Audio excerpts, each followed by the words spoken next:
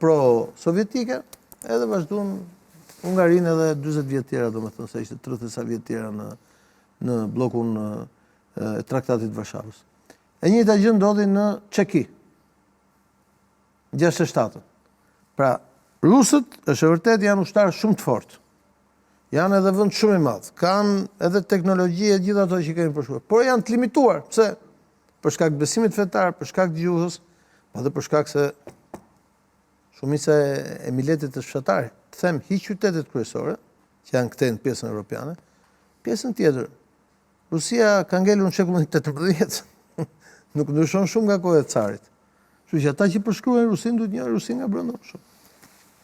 Ajo këtë desha ta kuptojmë edhe shikuesit tanë se pse ekziston kjo narrativ, pikërisht ato çka edhe thatë edhe ju ndoshta qëndron sigurisht e saktë. Kemi qëndrimin e Shteteve të Bashkuara të Amerikës rreth këtij sulmi. Zelenski tha që ne kemi informuar administratën e Trump. Nuk ka ndonjë gjë për të informuar se ajo ishte publike. Çështja është para se të ndodhë.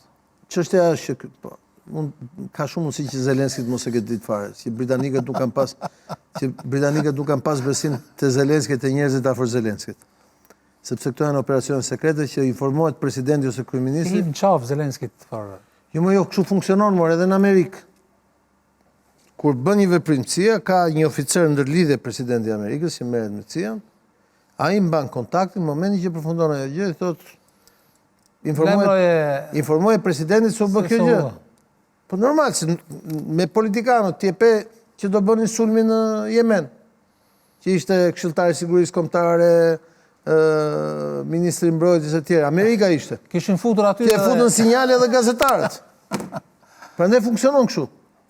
Po. Është për arsye sigurie, jo se ka kush gjë me Zelenski, por për arsye sigurie, ata për të ruajtur madje edhe vetë Zelenski funksionojnë kështu, është normale kjo gjë.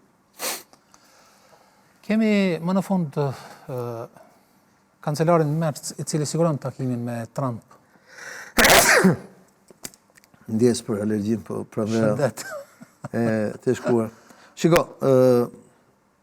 Mercis është sapo emëruar kancelar. Si vlerëson lëvizjet e tij të para? Se di, do shohim. Fakti që shkon tek Trumpi dhe shkon në Amerikë tregon që do përpiqet, do ketë një përpjekje nga ana e tij që të mos pritet ura e komunikimit mes Evropës dhe Amerikës.